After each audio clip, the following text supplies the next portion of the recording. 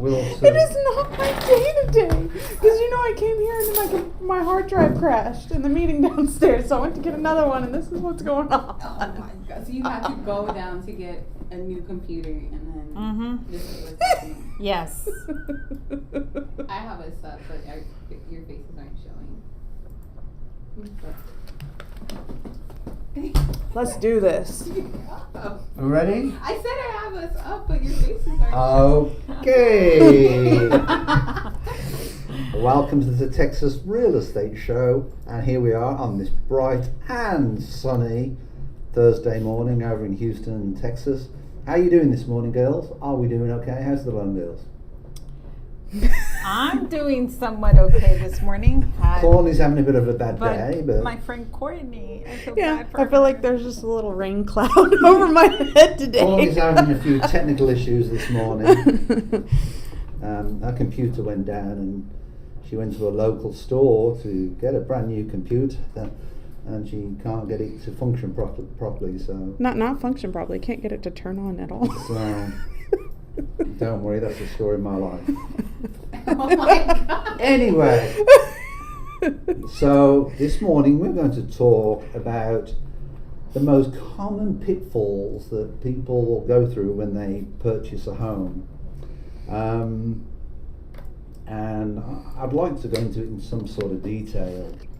Buying a home, to me, is a very emotional process, unless you're an investor, where you're purchasing the home for a different reason, because as an investor, you buy the home for cash flow and some sort of return on your investment. In the first couple of years, don't expect a high rate of return, because the longer you hold that investment as a real estate investor, then the more over time you're going to get back on that investment. But as a homeowner, when you go into that home, it is a very, very emotional process. I've had people that wanted to buy a home because they like the kitchen. I even had one I've had one homeowner that wanted to buy a home because it had a red door. And they liked the red door so much. And I said, well, couldn't we perhaps find another property? And then I'll get one of my contractors to paint that door red. And it wasn't really the best house, it wasn't in a bad area, but it just goes to show how emotional people can be. They'll walk in, and normally it's the wives that are really wives, mistresses, girlfriends, who are normally the controlling part, that the decision maker of that process. I have to disagree with you on that one. I'm telling you, it's the women that normally make the decisions on. I disagree on that. You disagree that the women make the decision? Oh yes. I will agree that the women are always the one to turn in their paperwork on time. Well, that might be the case, but when it comes out to showing the house, normally it's the women in the house that deal with whether they like how the house is designed and how they like it. It's the men that normally look about whether they can afford it or not. I guess you could say that, but you got to think, nowadays, sometimes it didn't used to be like it used to be, where the woman would stay home 24/7 and cook and clean.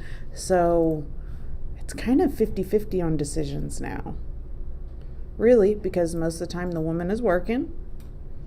Usually you're getting a house cleaner in there. Right, Laura? Do you have a house cleaner? You do it yourself. Not yet. I need one.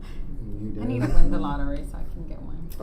So, when buying a home in Texas, let's talk about the first point, which is not knowing what you can and what you can't afford. So I'm basically going to hand that over to the loan ladies.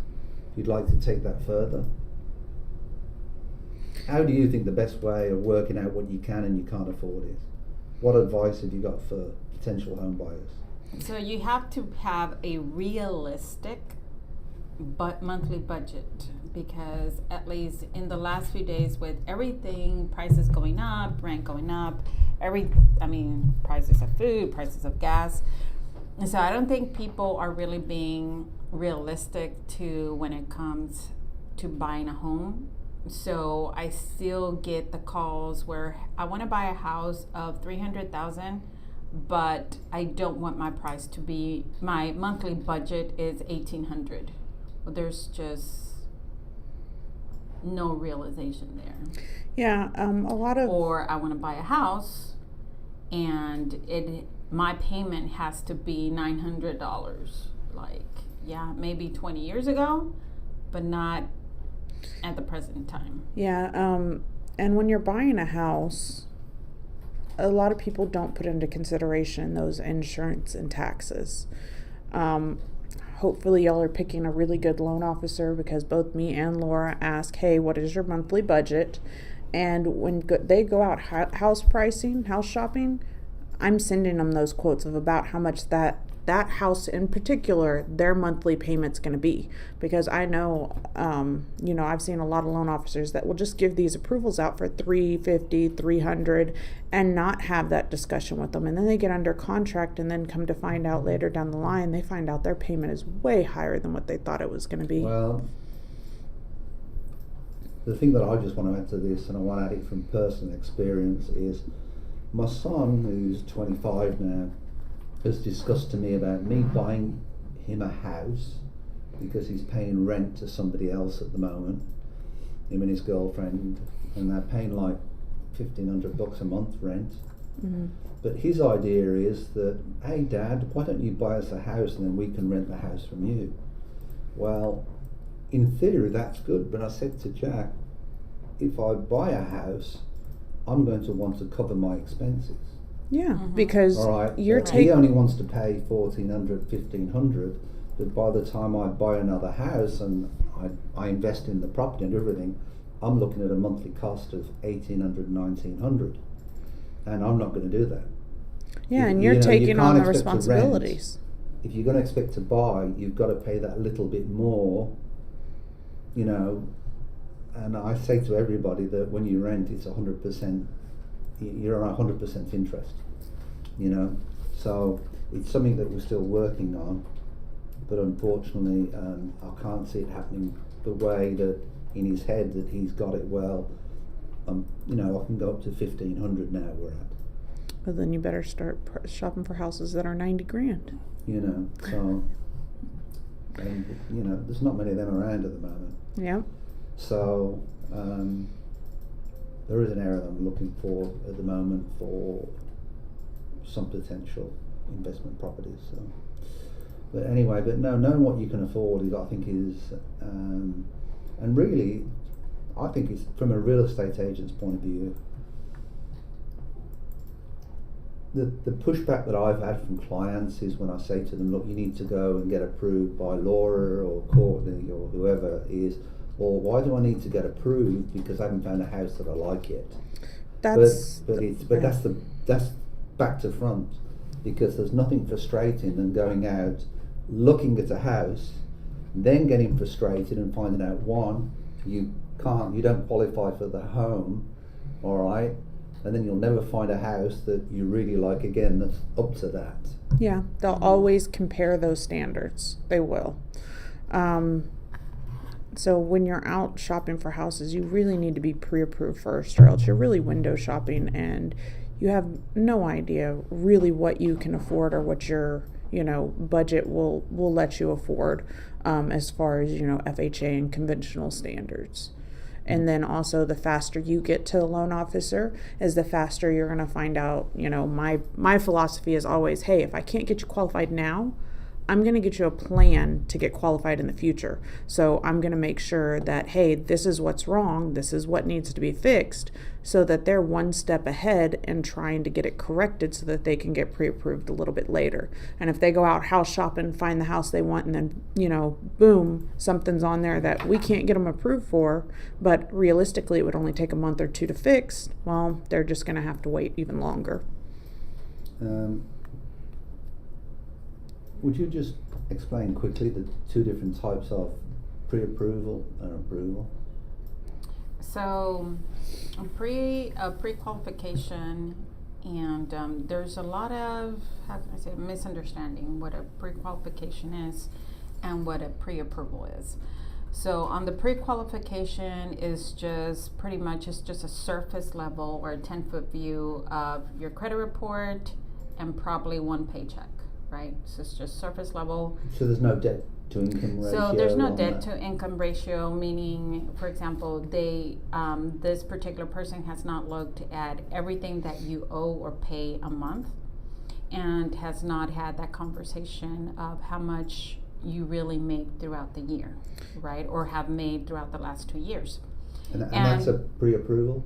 Pre-qualification. Pre-qualification. Yes. So does that pre-qualification determine whether they're self-employed or whether they're a W-2? So it will, but with pre-qualification, you're getting a credit report. They're filling out an application, and based on what they're filling out is how we're giving out the pre-qualification letter.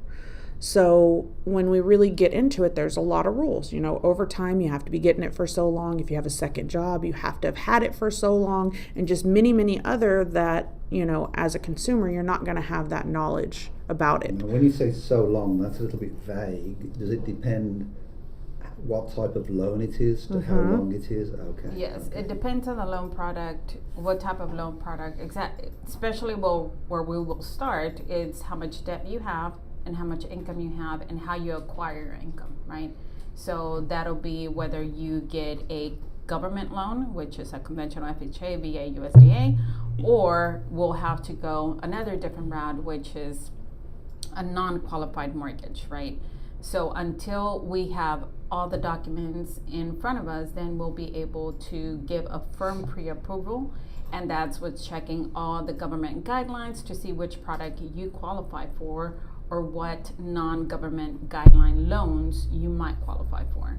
Okay. So that's like looking at every single piece of information and making sure that the pre-approval that we're giving you, it is correct. Now, don't misunderstand, there are a lot of folks out there that are giving pre-approvals without doing an actual pre-approval. Yes, it states that everything has been verified. We've come across that with agents in our office, but that work with happened. agents outside of the brokerage. We've come across that.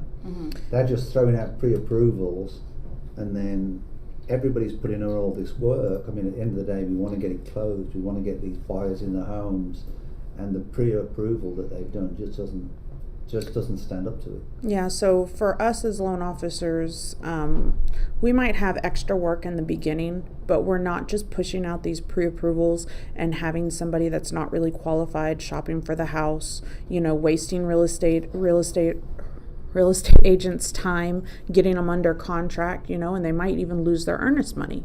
So we make sure to get all those documents up front, run it through our system, make sure that they're approved before we send them out shopping. We want to have those good approval letters. We want to have good closing rates. We don't want bad pre-approvals out there where it's basically wasting the real estate's time and devastating the buyer themselves as well. And then another conversation that I always have with my buyers is, you know, be as honest as possible as you can with everything that I'm asking, because I'm on your corner and I'm trying to help you buy a house. Even the bad news. The bad news is more important than the good there's news. also no judgment on this side of how you've done. I don't care if you go to Starbucks every day. I don't care if you go to McDonald's every day. I don't go if you go out drinking every weekend. Yes, those are points. So like on my end as loan officers, we actually have, it's a no judgment zone regardless of what your financials look at the present time. Our job and our commitment is to educate you or educate the buyer and tell them this is where you stand, this is how much you can get approved, this is where we move forward, or this is the plan of action to get you to the touchdown. Yeah, we're really kind of like the lawyers for our buyers. Okay. We are the middle in between the underwriter. So we try to, you know, make everything look good for the buyer and, you know, really try to put that paperwork together so that you're getting those clean approvals from those underwriters. One of the things that I just want to point out to somebody is when you purchase a home, it really is a team effort. It is a team effort. It's a very big team For it to effort. be done properly, it's a team effort. There, you know, you've got to get yourself a good realtor, not just any realtor. Get yourself a good one, because you deserve the best. You know, because they're a family member doesn't make them a good realtor. That just makes them a family member, and that's what it drives me nuts. Well, I'm using a family member. Well, I hope they do you a good deal, because if they're not selling 12, 24, we've got agents in our office that sell 50 properties a year. And then the other part that I want you to just explain to our viewers today is, what's the difference between a qualified and a non-qualifying mortgage? Do you want me to? So a qualified mortgage is going to be the ones like the conventional, FHA, VA, and USDA loans. When you go non-qualified, you're not having these government-backed loans. These are going to be your private lenders. So it's going to be it's going to be, small businesses that are funding this. So when you're non-QM, they can make their own rules. They're not held by these guidelines that the government has made. So you can really we get really creative when we get with these loans. They might have a slight higher interest rate, but they're a great alternative if you don't qualify for the conventional FHA regular loans. What I'm going to sound is really crude. Go ahead. All right. But if somebody uses a non-qualifying mortgage, does that leave them more open to, putting it very politely, being screwed? No. So Like screwed in a sense of financially? No. We do this a lot for self-employed borrowers, and yeah. And as they do their taxes, they have a lot of write-offs, right? And sometimes that puts them in a position where they don't qualify for the regular conventional mortgage. So instead of, claiming more on their taxes and having to pay, 15, 20 grand towards the IRS, what's 1% or so higher in an interest rate? So sometimes it makes more sense to do the non-QM. Now, we work with very good lenders that are not like that. They have their own servicing departments and everything else. If you go to, So what you're really saying then, if it's a non-qualifying mortgage, the interest rate might be a little bit higher, but perhaps it's a little bit easier to qualify. Right, absolutely. If you're self-employed or, okay, well. I mean, we even have a product right now that they don't look at your income. They don't look at your debt. All they want to know is that you have a good credit score and that you can at least put 20% down and you have reserves. That's it. 6 months reserves on a property? It's 12 to months, 24 depending on the credit score. But I mean, that's amazing for somebody that really needs a house and maybe they have a second job that they don't claim on their taxes. Doesn't include investment properties? It includes primary and secondary homes. So I could buy a riverfront home and use it as an Airbnb and visit it once a year. Technically. Yeah, as a second home, it needs to be available to you. Okay. No long-term rentals on the second homes. But I'm not into all the mosquitoes. But to answer your question, a non-qualified mortgage loan, no, the person it's not going to get. They're not going to get a It's not harder a deal. negative. It's not a. It's not in a negative way. It's just an alternative to finance a home, which And I just want to say to everybody, if you can't get that financing and you can't get, that's the most important part, is getting the financial side of it right and making sure that you finding that agent, that special agent, not necessarily a family member who, but get somebody who is a good real estate agent that can actually get, that's knowledgeable and up to date. Well, there's a process that we are taught from the Texas Real Estate Commission that we have to go through, whether it be inspections, surveys, and all the different things that go through that process. So that's why you really need yourself a good real estate agent that knows the area as well. I think is always a good advantage to get yourself an agent that knows the area. One of the things I just want to touch on, there's a lot of buyers that want to skimp on the inspection. As an investor, I have bought some properties where I haven't even walked the property and I haven't even got an inspector in there, because I bought it for a price that was way under market. But to be put in hindsight, for somebody that's going to buy a house to live in it, you should always get an inspection. Now, back to what I told you about TREC, it is a TREC rule that real estate agents are supposed to suggest 3 inspection companies, and as the buyer, you're supposed to check one off. There's a few different reasons why you want to get an inspection. I understand that from an inspector's, from an investment point of view, especially if you're buying it so cheap. But as a normal everyday buyer, do they have that money saved up to, we just went into here and there's $30,000 worth of damage that we didn't know about? Absolutely. And I've had that but the other, one of the reasons why I really suggest that people get a full inspection of the property is, if I've got an inspection report and I'm a good agent, I can guarantee I'm going back and asking for concessions for them repairs. It is a great tool for that. And what happens is then the buyer can go to the table to close the property with less money down. Yeah, and then there's also a third reason. I don't know if everybody knows about that, but usually when you purchase your home, you usually get a home warranty afterwards, right? Most of the time. So if you do get that home warranty and something goes wrong, sometimes they'll say, this is a pre-existing condition. It was already there before you got your warranty. Well, if you have that inspection report and it does not state on there that there was a problem there, you can actually still get it covered. They will override it. So that's another thing to kind of, be in your corner and help you out. I don't know if you know, but home inspection companies are now under the umbrella of the Texas Real Estate Commission, which will make them behave a little bit more, I think.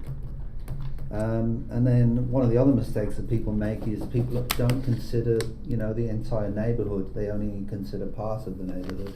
I actually have a question. What is the difference between an appraisal and an inspection? Okay, an inspection is for the condition of the property. Mm-hmm. An appraisal is the value of the property, all right, in relation to other properties in the area. Yeah, it's going to give you the appraisal is going to give you a valuation of the property, but it's not going to look to see if there's really any big issues. They're just going to walk around just with their eyes, and see if anything is really big sticking out, then they might make note of it. For an inspection, somebody's going to go in there, they're going to be going in your attic, they're going to be looking through wiring, making sure plugs work, making sure sinks works, making sure, stuff isn't overflowing or leaking underneath the sinks. That's really for your buyer to protect them and try to see if there's any problems that they are going to see maybe in the future, because they'll even check dates on, like the appliances and your AC to tell you, hey, this is already 10 years old, probably going to need a new one later. The appraisal does not say that on there. One of the things as well with inspections that people need to understand is the codes, the City of Houston codes or your local codes are increasing every year. So if you've got a house that's built in 1972, there's going to be more codes that are not up to standard for the modern day codes. Mm-hmm. So from an agent's point of view, sometimes it's a good thing to mention to the people buying the home, look, when you get this inspection report, it's not going to be squeaky clean, because a lot of examples, and I'll give you a few examples now where it's changed over the years. I've been in the business 20 years. One of the changes that was made in the last 4 years was Federal Pacific did, people was putting in electric boxes from, I think it was Federal Pacific was the name of the company. Now the City of Houston have come out and basically said to a lot of communities that you've got to update them Federal Pacific boxes, and they are not cheap for you to fully update your electric box at your house, So yeah, there are a couple of $100, and then the installation itself to hire somebody, with a certification, that's Absolutely. another couple thousand. And I think one of the other things is, if you're using a good agent, as I said, a real estate agent should have a good team. And part of that team is obviously the loan officers. But for example, say you do the inspection, it comes back, well, there's a problem with your roof, you know. There might be 2 years left on the roof because the shingle has gone from the top. Then, you know, you'll find that as you go through the process, their red flags are going to come through. Aren't they? When you go through the loan process, when you go through the inspections and the appraiser, there will be red flags that will come up. And that's where I think that really it's so important to, to work as a team, to get it to it's not just about the commissions. Sometimes you're even better, to be perfectly honest, just walking away from the deal. But I don't think you're going to, it's very difficult to find the perfect property. Mm-hmm. It really is. But what you can do is buy yourself a sensible property that's in your budget, that's affordable, that, I think it's important. It's like, there's a difference between wanting and needing something. And that is the buyer's decision. But do you want it or do you need it? I also like to think as well on the buyer's perspective, some that haven't, maybe first time home buyers or stuff, they'll go into a place and be like, oh, this is nice. Oh, but we can fix this later, or we can do this later. Make sure, talk to your real estate agent, get a quote when you get under contract to see how much that's actually going to be, because sometimes the buyers don't really realize how much money it's going to take to make it the way that they want. Well, that's one of the reasons why I said, work as a team. Good realtors will know roofers, they'll know, licensed and bonding contractors.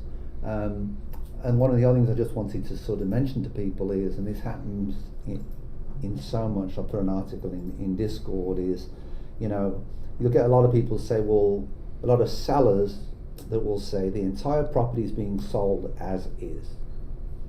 If it's been sold as is, people automatically think, oh, the seller isn't going to do any repairs.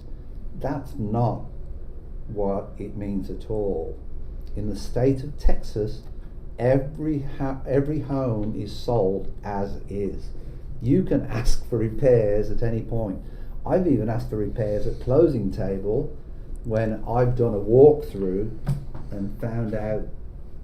There was one property I did when, this was back in 2012, we wanted to close it on December the 31st.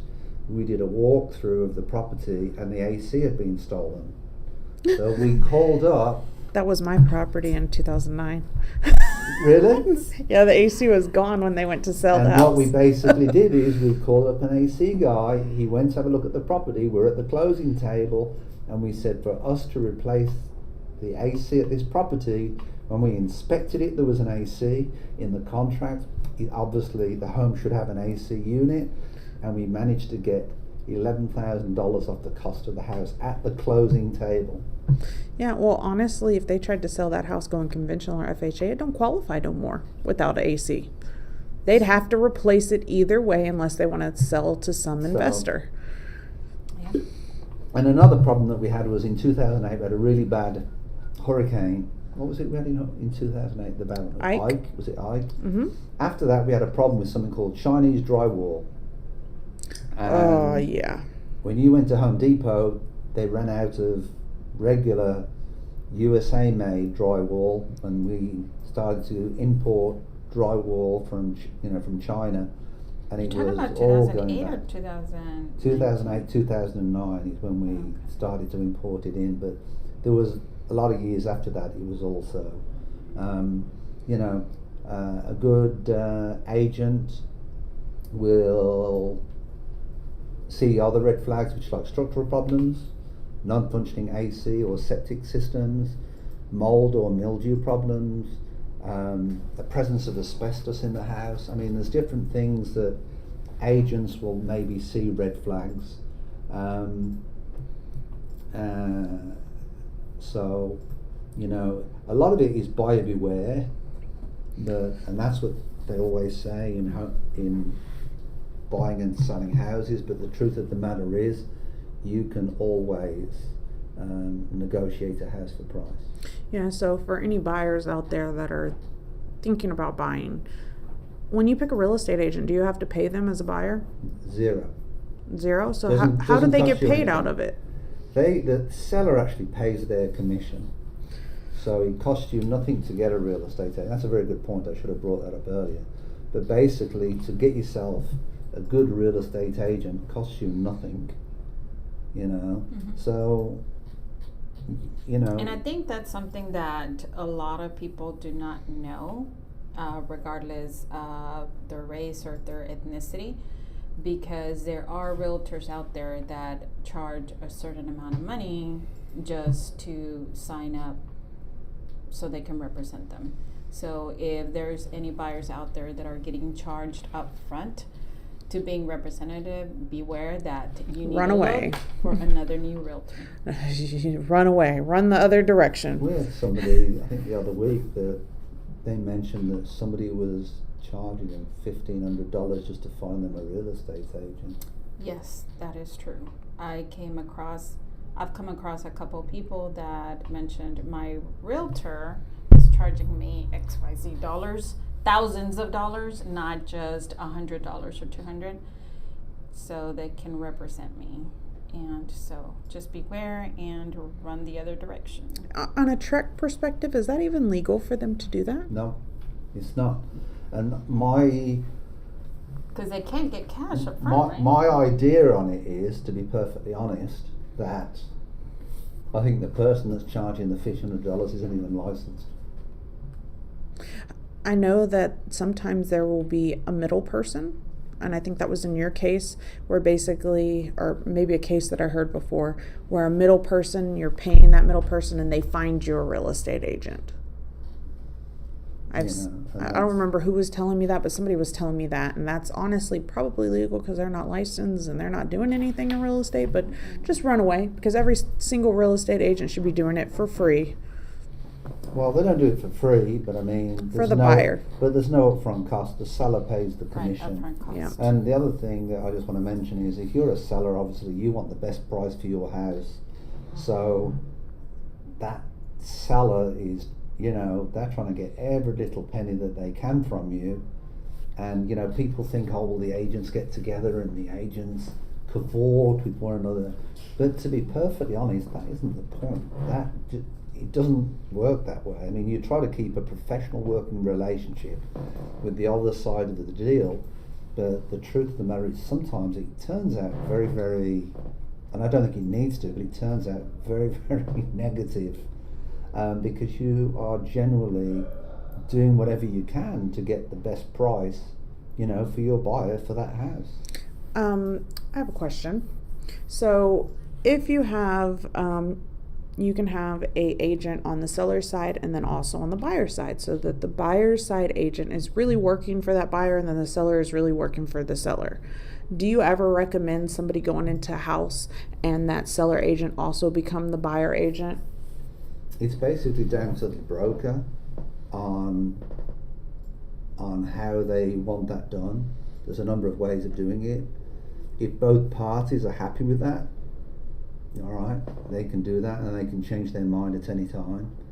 If that becomes the case, then what happens is that single agent basically becomes more of a messenger, because to a certain degree they can't give advice. Okay. A good agent will have a strategy for purchasing a house. In other words, they make the offer on the house, then they do the inspections, then we negotiate, then the appraisal comes in and maybe it comes up, maybe it comes down, maybe we negotiate again, then maybe we even negotiate at the table like I told you about. Don't advise everybody to do that. No, not at the table, please. Because it becomes a nightmare to the loan officer trying to No, Yeah, it it's does. all that. I disagree. At the end of the day, you've got to do, the client should come first. I mean, if it's a misfortunate event, then definitely do that. You know, you always Yeah, want to if it's have your something that final wasn't walkthrough, seen beforehand, then yes. But I would recommend not. I don't want my agents closing properties if there's no final walkthrough done. Yeah, It's- final walkthrough, It's that's one of the something you most would one of the always most recommend. important documents that they have to do. Even on rentals, we insist it. And then the other part, with going back to the original question, which is the intermediary, is you can have what they call a broker-appointed intermediary, where the brokerage as a whole does not allow one agent to do both sides of the deal, but what they will do is the broker will appoint an agent in the brokerage Mhm. to represent the seller. So you've got that distance in between. And my honest answer is,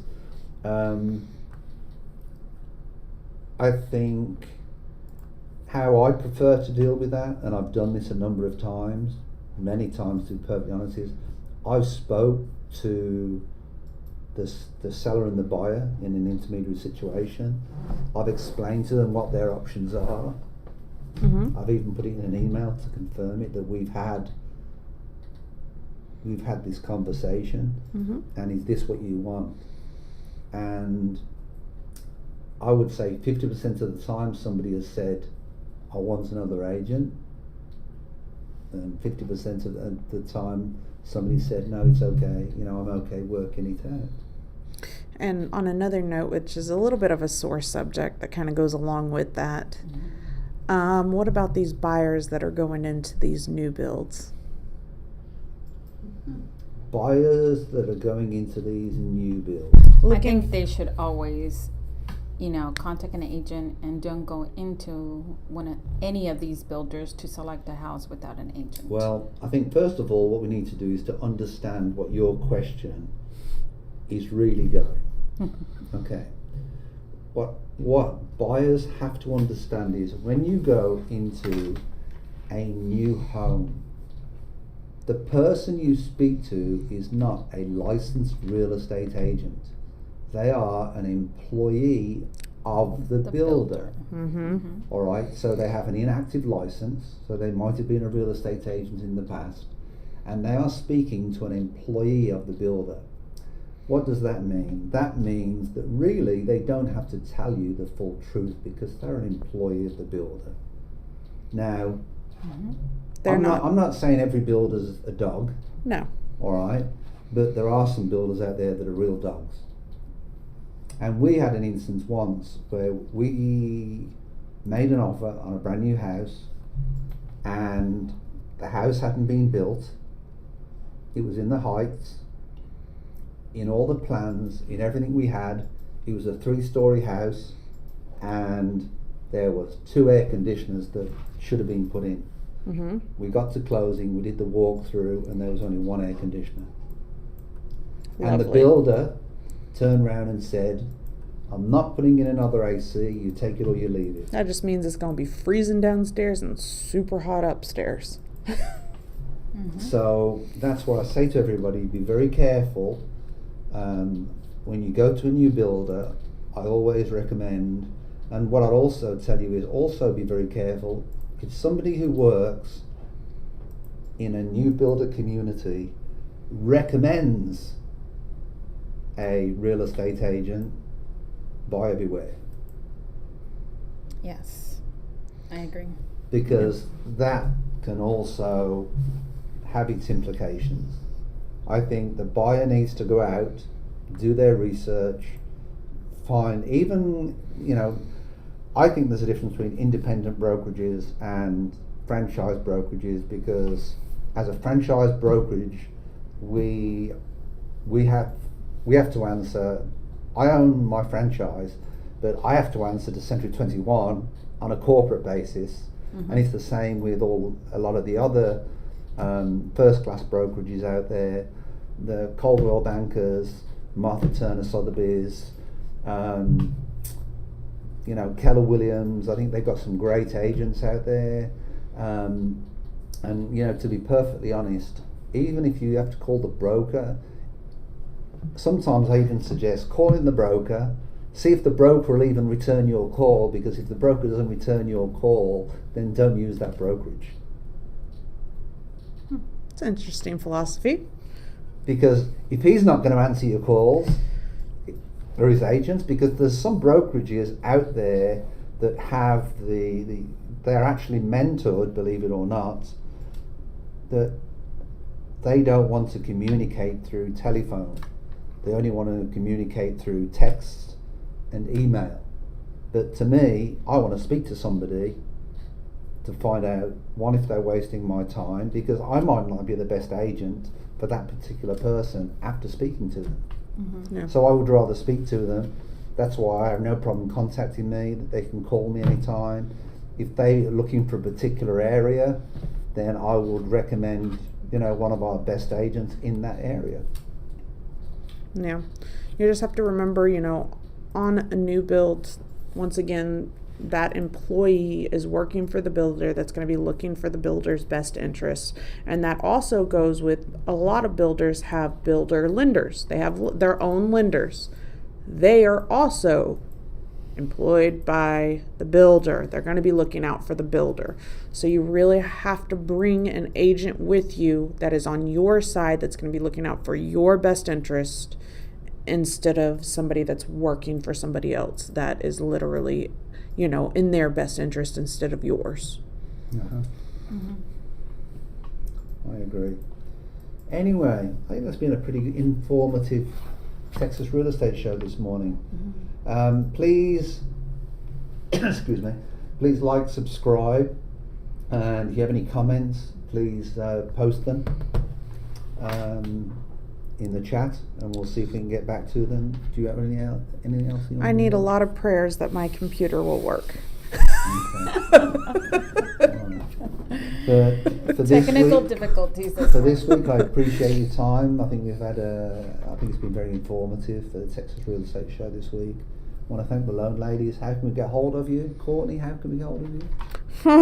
We're going to try with the phone at 832-409-7908 because my email's a little out of right Well, now. give your email anyway. I mean, I'm sure you'll sort your computer. I will sort it out. It is Courtney at lspmortgage.com.